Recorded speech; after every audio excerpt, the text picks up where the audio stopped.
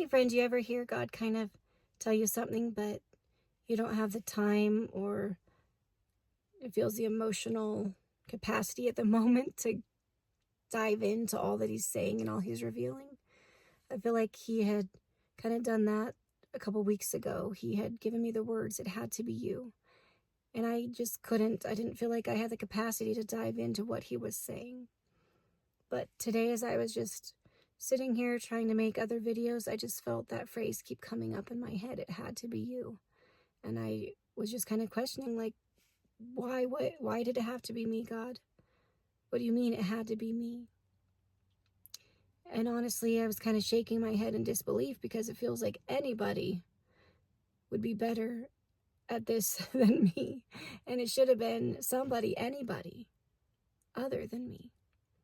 But he's like, "No, sweet daughter, it had to be you. No other would do.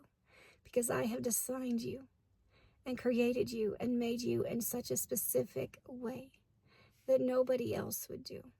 And I think of like a lock and a key and how they are made to fit exactly. There was a key made specifically for that one lock, right?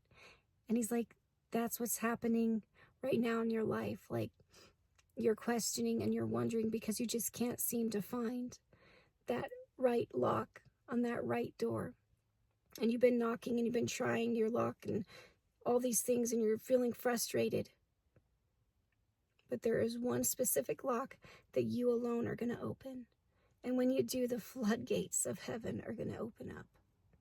It had to be you. And he's telling you that right now, friend. I know you've been walking through hard stuff and you're questioning and you're wondering, like, why, God? Why did it have to be me? Couldn't anybody done better at living my life than me? Because other people have made you feel that way. They made you feel like I'm the least of the least of these, just like Gideon. Many times I've thought I am like a sister of Gideon because I feel so much like he felt when he was telling God, like, God's angel, I'm the least of the least in my clan. Like, he did not feel like he had anything that he could offer. But God, he saw and he said, you are a warrior. And he called him out of that place he was hiding in into the future that he already had planned for him. It had to be him. We don't know why. In our way of thinking, it could have been anyone else, right? A dime a dozen. God said, no, I have called you. I want you, Gideon. And he's saying the same thing to you and I today. It had to be you, friend. You are the only one that is going to live your life exactly like you're going to live it. You are going to be the key that unlocks a certain door. And when you do, it's going to be so amazing. So get all the naysayers and all the things that they're saying out of your head and just let God whisper that to your heart. It had to be you. No other would do. I choose you. That's what he's telling you. Out of all humanity, I chose you for this specific purpose, this specific job. Are you going to step up? Are you going to be a Gideon?